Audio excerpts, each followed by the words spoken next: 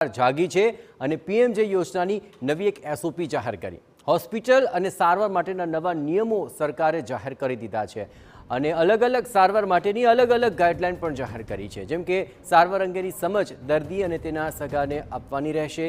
દર્દી કે તેમના સગાનું વિડીયો રેકોર્ડિંગ સાથેનું સંમતિપત્ર લેવું ફરજિયાત રહેશે। દર્દીને રજા આપતી વખતે ડિસ્ચાર્જ સમરી પણ આપવી ફરજિયાત રહેશે। સારવાર દરમિયાન કરાયેલા રિપોર્ટ્સ પણ ફરજિયાત દર્દીને આપવા પડશે।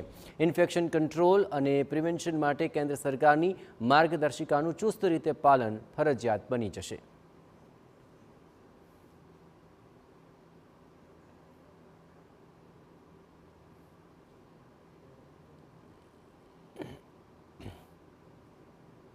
तो पीएमजे योजना की नवी एसओपी जाहिर कराई ए समय पीएमजे योजना में खानगी हॉस्पिटलों करेली गैररीतिनो पण उल्लेख करायो अने नियमों भंग करनार हॉस्पिटलों और तबीबों पर लेवायेला दंडनात्मक पगलांनो पण राज्यना आरोग्य प्रधाने उल्लेख कर्यो हतो।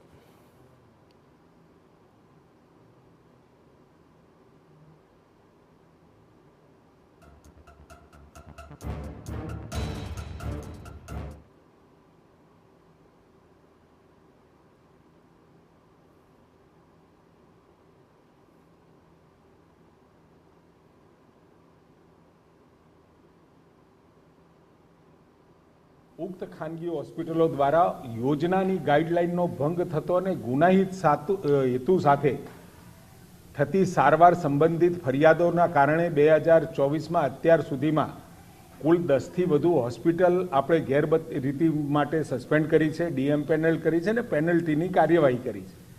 अमुक किस्साओमां तो डॉक्टरोने पण योजनामांथी कायमी धोरणे दूर कर्या। मेडिकल काउंसिल द्वारा पण एना जरूरी पगलां लेवामां आव्या छे। तो पीएमजे योजना की नवी मार्गदर्शिका में अलग अलग रोगों की सारवार माटे वस्तुओं जाहिर कर देवाय है, ज्यां सरकारे टेक्निकल बाबतों ने ध्यान में राखीने कार्डियोलॉजी सेवाओं की मार्गदर्शिका बनावी। कार्डियोलॉजिस्ट तथा कार्डियोथोरेसिक सर्जन साथे अहीं फूल टाइम काम करता होय तेवा सेंटरने ज कार्डियोलॉजीना क्लस्टर माटे मान्यता आपवामां आवशे। आ सिवाय होस्पिटलों में फूल टाइम कार्डियाक अने anaesthetist तेमज physiotherapist राखवा फरजियात रहेशे।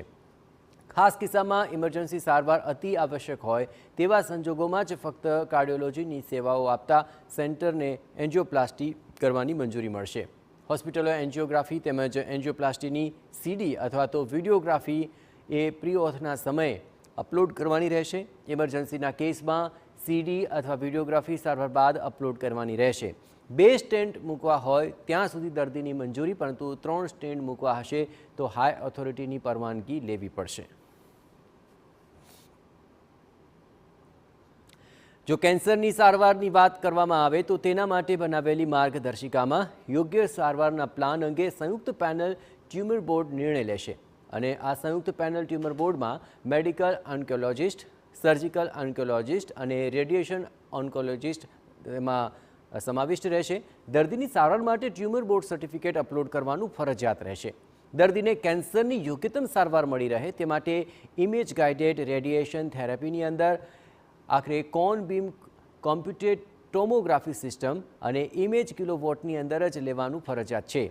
कैंसरनी treatment माटेनी radiation therapy में योग्य सारवार अने पेकेजीस पसंदगीनी सुगमता रहे ते माटे रेडिएशनना पेकेजीस में सुधारा करवामां आव्या छे। महिलाओं में जोवा मळता कैंसर जेवा के गर्भाशयना मुखनुं कैंसर के योनि मार्गनुं कैंसर के जेमां ब्रेकीथेरापी जरूरी होय तेवा किस्साओमां जे होस्पिटल पासे ब्रेकीथेरापीनी सगवड छे त्यां ज पीएमजे अंतर्गत सारवार आपवानी रहेशे। आ ब्रेकीथेरापी माटे अन्य होस्पिटलनुं टाइप चलाववामां नहीं आवे। रेडियोथेरापीना मशीन माटे पण नक्की थयेला गुणवत्ताना मापदंडनुं पालन करवुं पड़शे। होस्पिटले तेनो रेकॉर्ड निभाववानो रहेशे।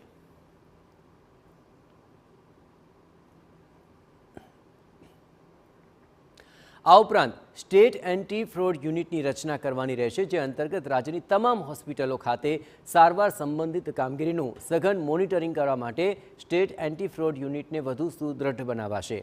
योजना हेठळनी खानगी होस्पिटलों द्वारा आचरवामां आवती छेतरपिंडीने अटकाववा माटे सरकारी तेमज GMERS मेडिकल कॉलेजीसमांथी अलग टीम बनावाशे, जे SAFU टीमना निर्देश प्रमाणे तेमना जिल्लानी पेनल लेवायेली होस्पिटलनी मुलाकात लई चकासणी करशे। लाभार्थीनी सारवार अंगे कोई फरियाद हशे तो ते सरकारने ध्याने लाववामां आवशे।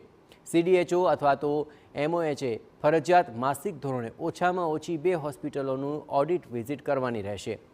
થર્ડ પાર્ટી ઓડિટના ભાગરૂપે ટેન્ડર પ્રક્રિયા દ્વારા ફિલ્ડ ઓડિટની કામગીરી કરાશે, જેમાં ફિલ્ડ ઓડિટ ટીમ દૈનિક ધોરણે 2 થી 3% કેસોનું ફિલ્ડ ઓડિટ કરશે. વીમા કંપનીઓ પણ વધુ સંખ્યામાં સ્પેશિયાલિસ્ટ તથા સુપર સ્પેશિયાલિસ્ટ સાથે લઈ અને ડેસ્ક ઓડિટ અથવા તો ફિલ્ડ ઓડિટ વધુ સઘન બનાવવામાં આવશે.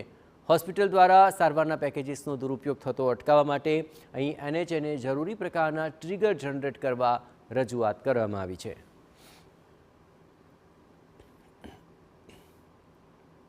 હવે વાત નવજાત અને શિશુની સારવારના નિયમોની કરીએ તો અહીં નિયોનેટલ કેર અને ખાસ કરીને બાળકોને ICUમાં આપવામાં આવતી સારવાર અંગે માર્ગદર્શિકાના નવા નિયમો જાહેર કરાયા છે. નિયોનેટલ ઇન્ટેન્સિવ કેર યુનિટ અને સ્પેશિયલ ન્યૂબોર્ન કેર યુનિટમાં બાળકોને શ્રેષ્ઠ સારવાર મળી રહે તે હોસ્પિટલોએ સુનિશ્ચિત કરવું પડશે. માતાઓની પ્રાઇવસી સચવાય તેનું ધ્યાન રાખીને CCTV ઇન્સ્ટોલ કરવાના રહેશે. બાળકોને રાઉન્ડ ધ ક્લોક સારવાર મળી રહે તે માટે નિયોનેટલ સ્પેશિયાલિટીમાં એનપેનલમેન્ટ માટે ફૂલ ટાઈમ પીડિયાટ્રિશિયન રાખવા ફરજિયાત રહેશે. THOએ સમયાંતરે NICUની મુલાકાત લાવી રિપોર્ટ SHAને સબમિટ કરવાના રહેશે. દરેક વિઝિટને અસરકારક રીતે મોનિટર કરવા ઓનલાઈન વિઝિટ મોડ્યુલ પોર્ટલ ટૂંક સમયમાં જ કાર્યરત કરાશે. આ ઉપરાંત પીડિયાટ્રિક હોસ્પિટલની યોજનાના ધારાધોરણો મુજબ દર્દીના બેડ પ્રમાણે નર્સિંગ સ્ટાફ તૈનાત કરવાનો રહેશે.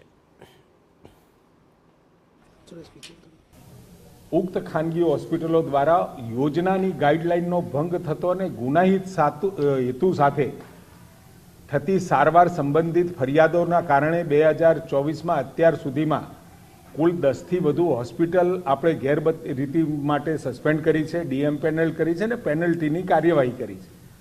અમુક કિસ્સાઓમાં તો ડૉક્ટરોને પણ યોજનામાંથી કાયમી ધોરણે દૂર કર્યા. મેડિકલ કાઉન્સિલ દ્વારા પણ એના જરૂરી પગલાં લેવામાં આવ્યા છે.